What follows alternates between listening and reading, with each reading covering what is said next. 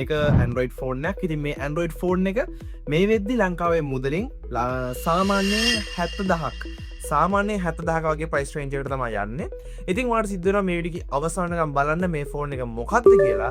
ඉතින් ඔයා රුපියල් 70000ක් වියදම් කරලා මේ ගන්න ෆෝන් එක ඇත්තටම ඔයාට වෝද්ද නැද්ද කියලා තමයි මේ වීඩියෝ එක කතා කරන්න යන්නේ. අපි මුලින්ම කතා කරමු රුපියල් 70000ක් වියදම් කරලා ඔයා මේ ගන්න ෆෝන් එකෙන් ඔයාට ලැබෙන බෙනිෆිට්ස් මොනවද කියලා අපි කතා කරලා මුලින්ම.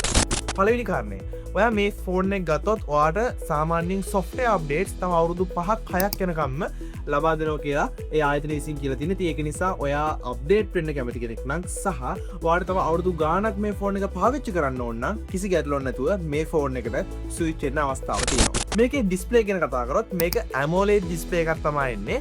ඉතින් AMOLED ඩිස්ප්ලේ එකක් කියන එකේ වාසිය ගත්තොත් ඔයාට සාමාන්‍යයෙන් efficiently battery usage එක බලා ගන්න පුළුවන්. ගොඩක් හොඳට බැටරිය perform කරනවා මේ AMOLED displays එක්ක. ඒ වගේම හොඳ කලර්ස් බලා ගන්න පුළුවන් LCD වලට වඩා සහ හොඳ viewing experience එකක් ඔයාලා මේ device එක through ගන්න අවස්ථාවක් තියෙනවා. මේකේ battery life එක ගත්තන් පස්සේ 5000 mAh battery life එකක් ඔයාලා බලා ගන්න අවස්ථාවක් තියෙනවා. ඉතින් ඒක හොඳ chance එකක් ඔයාට සාමාන්‍යයෙන් average දවසක් මේ ෆෝන් එක පාවිච්චි කරන්න පුළුවන් කිසි ප්‍රශ්නයක් ඇති වෙන්නේ නැතුව. ඒ වගේම මේකට 5G support කරනවා. ඉතින් ඒක ගොඩක්ම වැදගත්. මේ වෙද්දී ලංකාවේ 5G මේ වෙද්දී available areas තියෙනවා සහ සාමාන්‍යයෙන් ටෙස්ට් කරගෙන යනවා. ඉතින් ඒක නිසා ඔයාලට කිසිම ගැටලුවක් නැතුව අවුරුදු කීපයක් පාවිච්චි කරන්න පුළුවන් මේකට 5G support කරන නිසා. ඒ වගේම මේක expandable storage එකක් එන්නේ. ඒක නිසා ඔයාලට chip එකක් දාලා ඔයාලට මේකේ storage එක up කරගන්නත් අවස්ථාවක් තියෙනවා. ඉතින් මේක 128 සහ 256 කියන internal storage වලින් එන්නේ. මීට අමතරව chip එකක් ඔයාලට insert කරලා ඔයාලට මේකේ storage එක extend කරගන්නත් අවස්ථාවක් තියෙනවා. ඒ වගේම මේකේ basic water and dust resistant පහසුකම තියෙනවා. IP54 එක. ඉතින් මේක හරහා ඔයාලට සාමාන්‍යයෙන් ෆෝන් එකට වතුර වැටුනොත් වාගේ තේකක් වගේ දෙයක් හැලුනොත් කිසි ගැටලුවක් නැතුව ෆෝන් එක පාවිච්චි කරන්න පුළුවන්.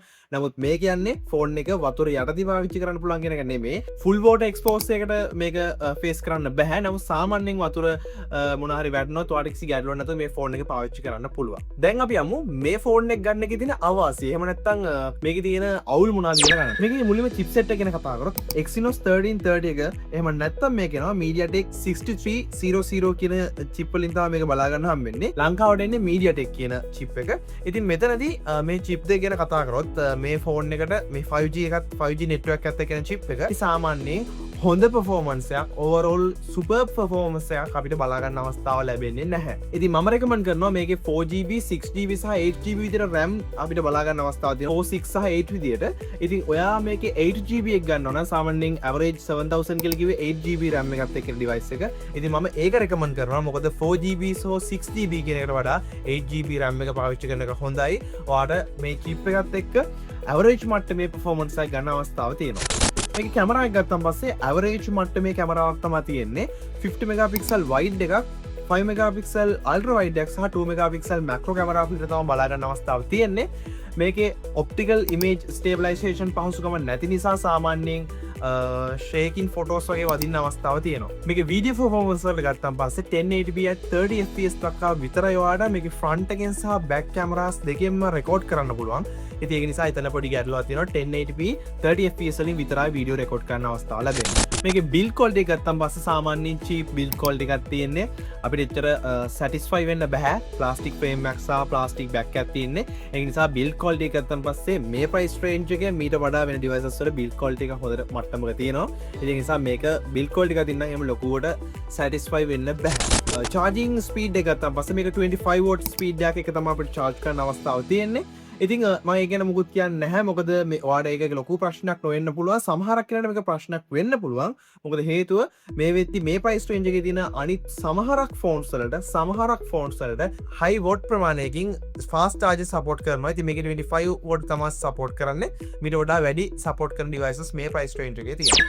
හරි. මේ device එකේ overall අපි මේක ගැන කතා කරොත් මේ device එක කාටද set වෙන්නේ කියලා කිව්වොත් ගොඩ කාලයක් පාවිච්චි කරන්න බලාපොරොත්තු වෙමින් ඉන්නවා නම් 5G network එකත් එක්ක access කරන්න පුළුවන්. පුළුවන් සාමාන්‍යෙන් ඩේලිවා සෝසල් මීඩිය අපපිකේන්ස් භාවිතා කරන්න සාමාන්‍යෙන් මොකර දේකති මකරේ ෆංශන් එකෝ යම්සිදගේ ෆොට එකක් කැප්ච කරගන්න වීඩියෝ කලිප්යක් ගන්න සාමාන්‍ය ඇවරේ ජියසගෙනෙට මේ ඩිවයිස්සක ගැලපෙනෝ කිසි ප්‍රශ්න නැතු යාර පාවිච්චි කරන අවස්ථාව තින නමුත් ගේමින් සහ හෙවි අපපලිකේන් යස් කරනගෙන ම මේ කොහෙත්ම රකමන් කරන්න නැහැ ඇවර ජස කෙනෙක් වට කිසි ප්‍රශ්න නැතු මේ ඩිවයිස්සක භාවිතා කරන්න පුලා ඇති ඔයා මොනවට මේ ඉන්න යස කෙනෙක්ද කියලා ඔයා තමා තේරුම් ගන්න ඕනේ ඔයා මොනවගේ අද මේ ෆෝන් එක ගත්තොත් කරන්න කියන දේමත්තවා මේක සම්පූර්ණයම ඩිපෙන්ඩුවෙන් ඉතින් මෙච්චරලාගේ කතාකර මේ ෆෝන් එක Samsung Galaxy A16 5G කියන ඩිවයිස් එක ඉතින් මේ ඩිවයිස්සකවා ගන්න ඉන්නවනම් දැන්වාට දන්නවා අයිඩ ගත්තේනවා මේක තියෙන වාසි සහ මේක තියෙන අවාසි ඔයා මොන පැත්තරද ස්විච් වෙන්නේ කියලා ඔයාට මේකේ කියන වාසි ටික ගැටලුවක් නැත්නම් ඔයාට පුළුවන් මේ ෆෝන් එක බයි කරන්න